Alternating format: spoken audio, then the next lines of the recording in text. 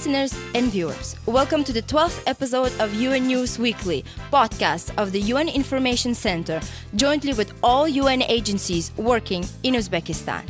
I'm Layla Fatah. Welcome to the show.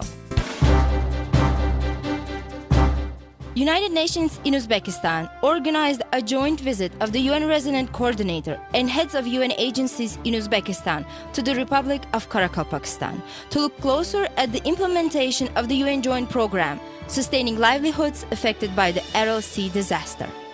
And in fact, in 2012, 5 UN agencies in Uzbekistan, including UNDP, UNFPA, UNESCO, UNV and WHO, started jointly implementing a UN joint program. Measures to reduce the level of subventions to local budgets. Interagency interaction. That is the name of the analytical report developed by a UNDP project working to reform the budget system in Uzbekistan. Human development promotion requires huge financial resources from the government. 2 staff members of the United Nations Development Program in Uzbekistan shared their experience of the environmentally friendly initiative, biking to work. So we encourage everyone who wants to join the green movement or the cycling movement to do that as soon as possible. The main strategy of the UNDP and EU Border Management Program in Central Asia is to promote the stability and security of Central Asian states through integrated border management and regional cooperation. We provide to the Uzbek border and law enforcement agencies the set of tools that are applicable for the modern border management.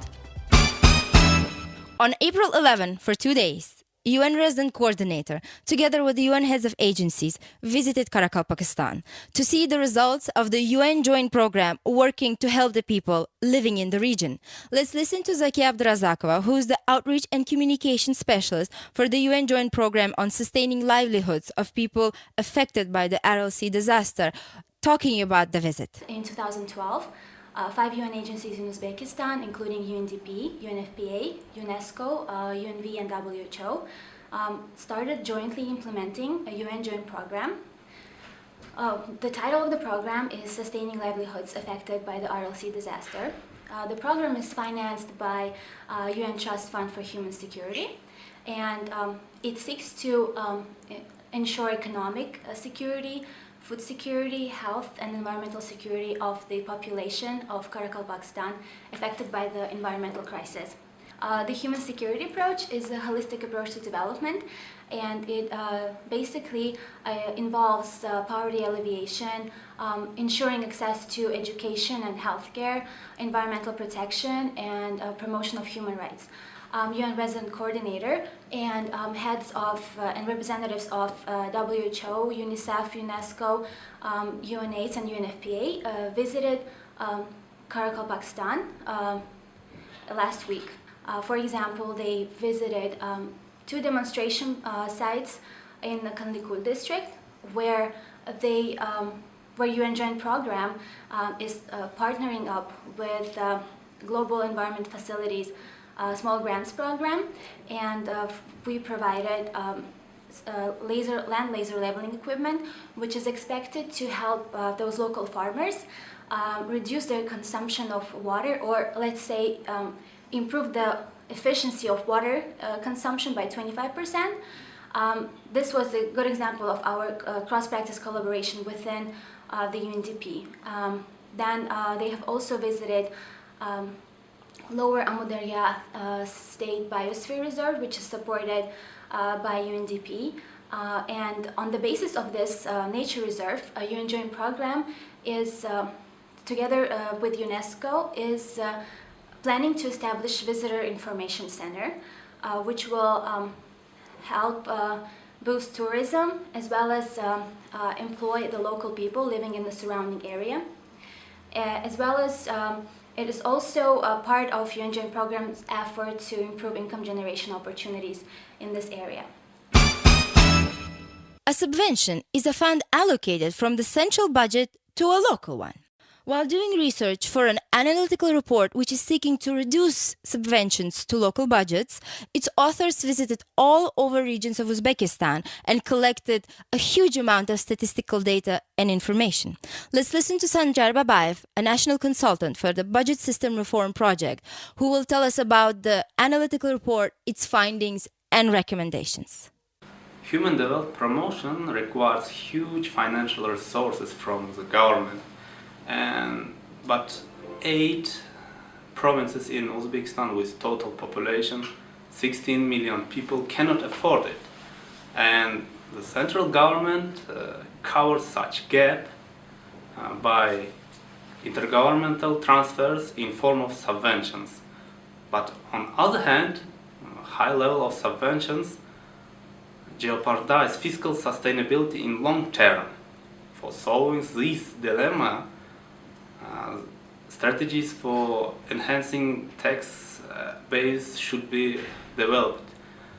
Such strategies should be based on material and market infrastructure development, economic decentralization, rural development, and so on. As preliminary calculations show that such strategies implementations can give annually 1.2 billion US dollars. It's enough for equipping by modern ICT equipment and ensuring internet access for 10,000 educational organizations, or equipping by up-to-date diagnostics 3,500 primary and secondary healthcare facilities in Uzbekistan. We both had various reasons to choose cycling over driving. Initially, environmental concerns were not our chief motivators, but the more we thought about it, the more obvious it became, says Komila, Rakhimova and Stanislav Bitiev from UNDP. Let's listen to their interview and hear how they explain the significance of going green and about how they choose the fun way to go to work. My colleague and I started cycling about a year ago. For me, this is something that I started doing as a child, but then I didn't have an opportunity to continue when I moved to Tashkent.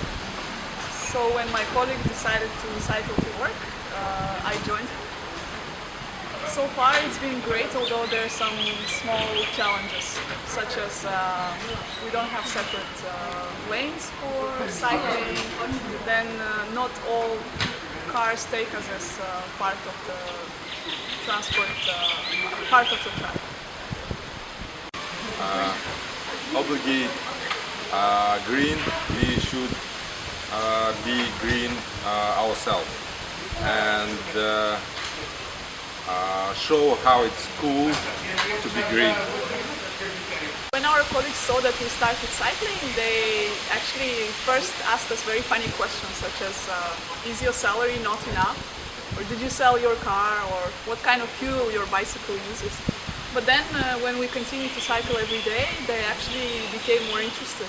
People wanted to know seriously where they could get a bicycle, where they could buy a helmet, and which roads are best for leisure cycling, and how to actually cross very difficult streets. Actually, I have a car, but these 2 years I prefer to cycling to work, and I think that it's much better, you know. We usually take a route in the morning, which means fresh air, and if we go through the park, we can also like see green grass and trees, and sometimes even squirrel. Well, I haven't seen him since there is one. In the evening, of course, there's more smog and there's bigger traffic. Everybody's going home, and you're sort of tired to cycle up the road, but it's still, you have very good feeling of physical exercise, and when you put your bike back, you really want to go back to it in the morning. So we encourage everyone who wants to join the green movement or the cycling movement to do that as soon as possible. Borders need to be open for legitimate trade of goods and transit of people, but borders need to protect from weapons, drugs, and other illicit movements. To address the problem of slow demarcation of borders, lack of resources, new migration flows, and others that came about after the fall of Soviet Union, EU, together with UNDP, launched the Border Management Assistance Program in Central Asia. So now is the special guest section of our program. Tune in. So in our special guest section today, we have Alfiya Musina, who's the head of the Border Management in Central Asia program. Welcome, Alfiya. Thank you. It's good to have you in our show. So it'll be very interesting for our listeners and viewers to learn more about the Border Management BOMKA program. What is it all about? Well, BOMKA, standing for Border Management Program in Central Asia. I'm responsible for the Uzbek office. This is a regional initiative funded by the European Union and implemented by the UNDP. We have offices in all 5 Central Asian states. This year, we will be celebrating our 10th anniversary of our efforts in the Central Asia region. In Uzbekistan, we provide to the Uzbek border and law enforcement agencies the set of tools that are applicable for the modern border management techniques. Those border management techniques that we bring from European Union, the best practices, the best scenarios of how to protect borders, how to secure borders, and how to make them open at the same time. What we do in BOMKA is we demonstrate the best practices of the European Union and bring them to Uzbekistan realities, to Uzbek realities, through training and best practices, which we bring from European Union. We demonstrate to the Uzbek border agencies the advantages of effective and efficient border management. That borders which are secure from threats and open for legitimate trade and transit. So it's amazing to know that the Border Management Program has been working for 10 years, and congratulations with your anniversary. And it's a good thing that the EU experience is now being brought to Uzbekistan and other Central Asian countries in terms of border management. Alfiya, the Border Management Program is celebrating its 10th anniversary.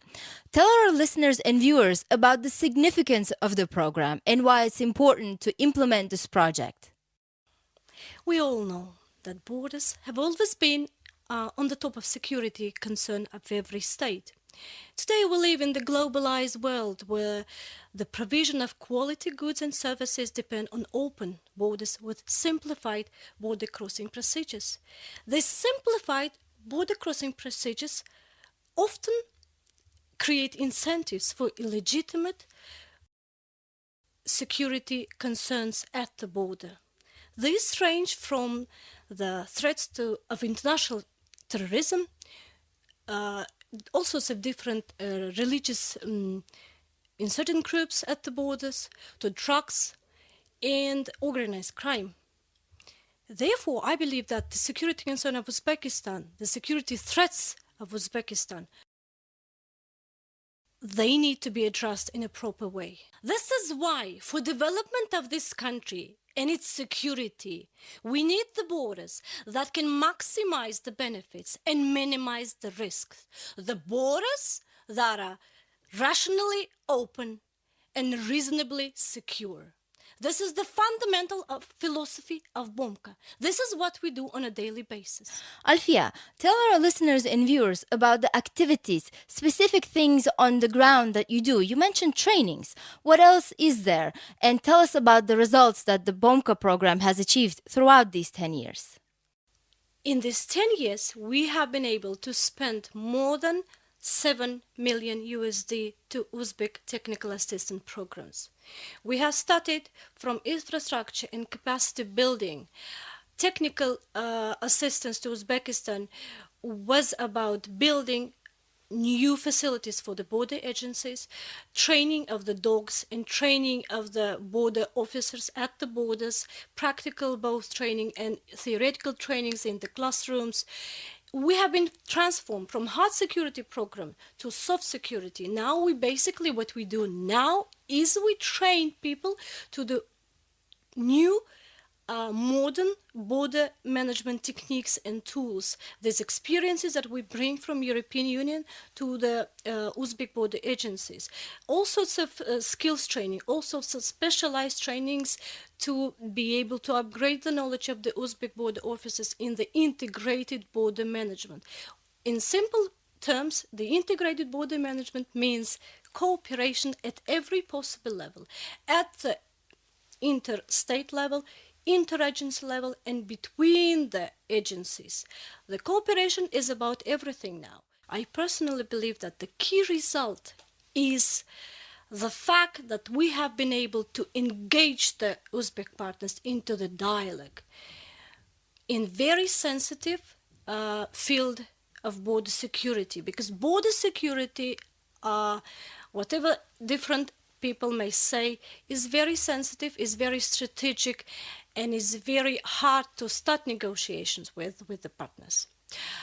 Therefore, the major thing that we have been able to achieve in Uzbekistan is we engage the partners into the dialogue and maintain this dialogue at the very highest level. We have been able to build trust in our program, to demonstrate the results of our program in Uzbekistan, and we have been able also to break the ice and to start a completely new program for implementation in Uzbekistan. In these 10 years, we have been able to build a completely new training center located in Termez area. That's the strategic border crossing point with Afghanistan. We have been able to build up to 7 construction and infrastructure objects, like the border crossing points, the border outposts located in different parts of Uzbekistan, including Fergana Valley, including southern part of Uzbekistan as well. In Uzbekistan, we have been able to upgrade the level of the expertise and academic background of the facility, which is called the National Dog Training Center under the Customs Committee. That's the leading institution in Uzbekistan, just like in the entire Central Asia and CIS region. This institution, this center in particular, has been given the status of the World Customs Organization regional training facility. From now on, they will be able to organize and arrange trainings for the entire regional customs and border officers to train in different fields of expertise, including the search for drugs and explosives. So the program is quite extensive, it's regional, and it focuses on cooperation. Alfiya, tell us about the plans ahead. Well, the plans ahead, so far, we have been able to negotiate and draft the future project FISH, as we call it in the EU. The project document, which will be focusing on the next phase of BOMKA, that's BOMKA 9. We hope to start it as of the next year, 2014. That will run for 2 years, hopefully. Now the EU, our partners in EU, are negotiating this project document with their counterparts in the European Union member states. Once it is done, we will be able to start the implementation of this program in the region of Central Asia, including in Uzbekistan. We hope the government of Uzbekistan will endorse further follow-up of the previous phases of BOMKA. Alfiya, that was a very interesting discussion about a very serious topic. We wish you and the team good luck and look forward to welcome you on our show again. Well, thank you, Lilo.